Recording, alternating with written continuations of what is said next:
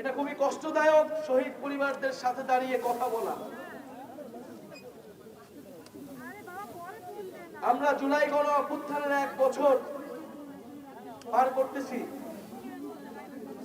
কিন্তু এই জুলাই গণ অভ্যুত্থানের 1 বছর পূর্তিতে আজকে যখন আমরা খুলনায়, তখন ঢাকায় একটা বিভৎস ঘটনা ঘটে গিয়েছে। চোখে দেখার মতো না এই ঘটনা। শৈশবে আমরা লগি বৈঠার তাণ্ডব দেখেছিলাম, যে বিভৎস ঘটনা, রাজনৈতিক সহিংসতা আমরা দেখেছিলাম। এই পুনরাবৃত্তি একটা গণ অভ্যুত্থানের পরে আমাদেরকে দেখতে হচ্ছে। এটা আমাদের জন্য দুঃখের, এটা আমাদের জন্য কষ্টের। প্রিয় খুলনাবাসী, আমি প্রথমে আপনাদের কাছে ক্ষমা চেয়ে নিচ্ছি যে আপনাদের কাছে আসতে আমাদের 11 মাস সময় লেগে গিয়েছে।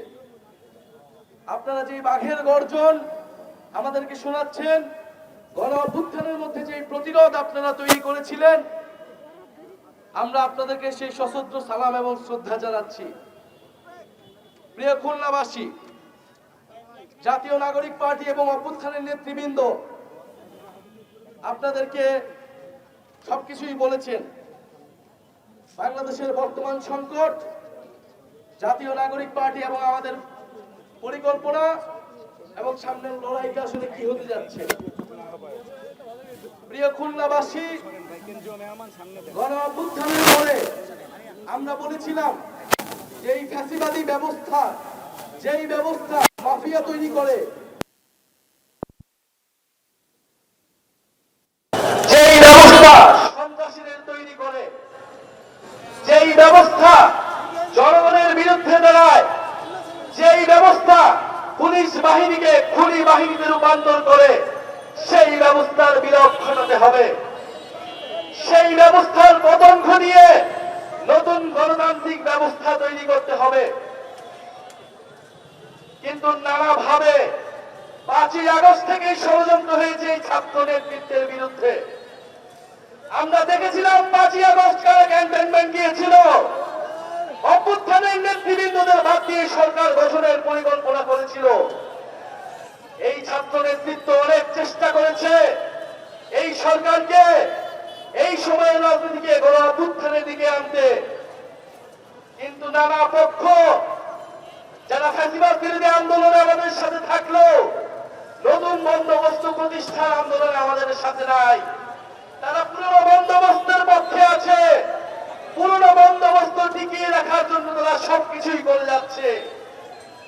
আমরা যে আজকে ঢাকায় দেখলাম চাঁদাবাজির বিরুদ্ধে আমরা কথা বলে যাচ্ছি, জনগণকে আজকে বলতে হচ্ছে, অভ্যুত্থানকারী ছাত্র নাগরিকদেরকে আজকে বলতে হচ্ছে, আপনাদেরকে আবারও প্রস্তুতি নিতে হবে, আবারও মাঠে নামতে হবে, বাংলাদেশের জনগণকে রক্ষা করতে হবে। শহীদরা এই দায়িত্ব আমাদেরকে দিয়ে গিয়েছে। বাংলাদেশের ব্যবসায়ীদেরকে বলবো, আগের আমলে আমরা দেখেছি গুটি কয়েক ব্যবসায়ী মাফিয়ায় পরিণত হয়েছিল। সেই মাফিয়াদেরকে এখনো আবার একটি রাজনৈতিক দল সমর্থন দিচ্ছে, প্রশ্রয় দিচ্ছে। ফলে আর অন্যদিকে আমাদের ক্ষুদ্র মাঝারি খেটে খাওয়া ব্যবসায়ীরা চাঁদাবাজদের তুলনায় তারাও বেহাল অবস্থায় রয়েছে। আমরা ব্যবসায়ীদেরকে রক্ষা করব, সব দেশপ্রেমিক ব্যবসায়ীদেরকে আমরা রক্ষা করব। বাংলাদেশের ব্যবসায়ী এবং অর্থনীতিকে চাঁদাবাজ এবং সন্ত্রাসের কবল থেকে আমরা রক্ষা করব। প্রিয় খুলনাবাসী, আমরা খুলনা এসেছি, আমরা জানি এই খুলনা একটি ঐতিহ্যের নগরী। এই খুলনা আজকে প্রতিষ্ঠিত হয়নি, যুগ যুগ ধরে খুলনা এই বঙ্গ অঞ্চলে শিল্প নগরী হিসেবে প্রতিষ্ঠা হয়েছিল। কিন্তু সেই শিল্পগুলো একের পর এক বন্ধ করে দেওয়া হয়েছে। অবশ্যই সেই শিল্প প্রতিষ্ঠানগুলোকে আবারও প্রতিষ্ঠা করতে হবে, আবারও পাটকল চালু করতে হবে, শ্রমিকের ন্যায্য মজুরি দিতে হবে। প্রিয় খুলনাবাসী, আমরা জানি শুধু বাংলাদেশ নয়, পুরো পৃথিবীর অনন্য নিদর্শন সুন্দরবন আমাদের এই খুলনা অঞ্চলে অবস্থিত। রামপাল বিদ্যুৎ কেন্দ্র করে এই সুন্দরবনকে ধ্বংসের পায়তারা করা হয়েছিল। সেই ভারতের স্বার্থ রক্ষা করার জন্য রামপাল বিদ্যুৎ কেন্দ্র প্রতিষ্ঠা করা হয়েছিল। বিভিন্ন দুর্যোগে আমরা দেখেছি এই খুলনা অঞ্চল, এই সুন্দরবন কিভাবে তার বেহাল দশায় পতিত হয়েছে। অথচ এই সুন্দরবন শত শত বছর ধরে এই বদ্বীপের মানুষকে ঢাল হিসেবে পাহারা দিয়ে গিয়েছে, আমাদেরকে রক্ষা করে গিয়েছে। এই সুন্দরবনকে আমাদের রক্ষা করতে হবে। এই সুন্দরবন আমাদের। প্রিয় খুলনাবাসী,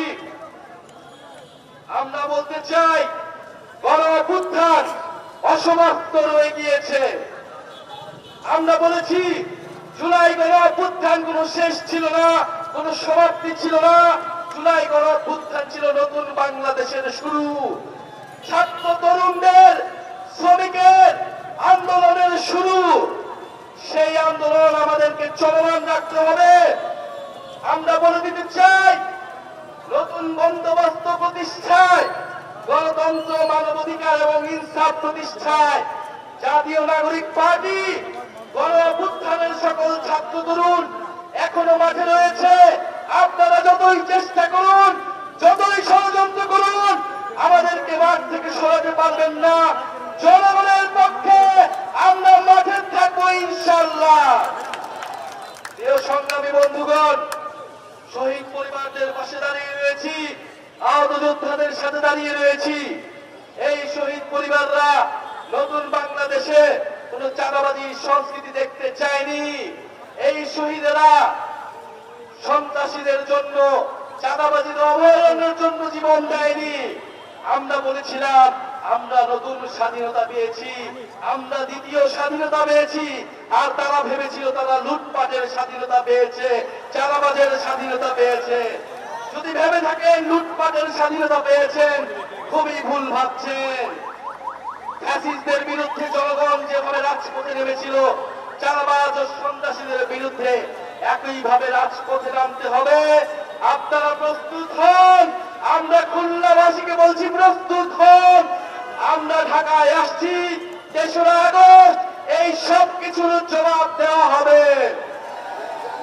প্রিয় বন্ধুগণ, আমরা শেষ করব।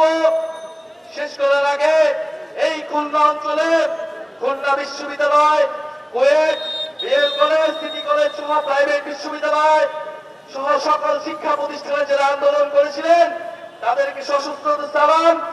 আরেকটি বিষয় আমরা দেখতে পাচ্ছি, মাদ্রাসার শিক্ষার্থীরাও, আলেম সমাজও এই অঞ্চলে নেমে এসেছিলেন, তাদেরকে জানাই বিপ্লবী সালাম।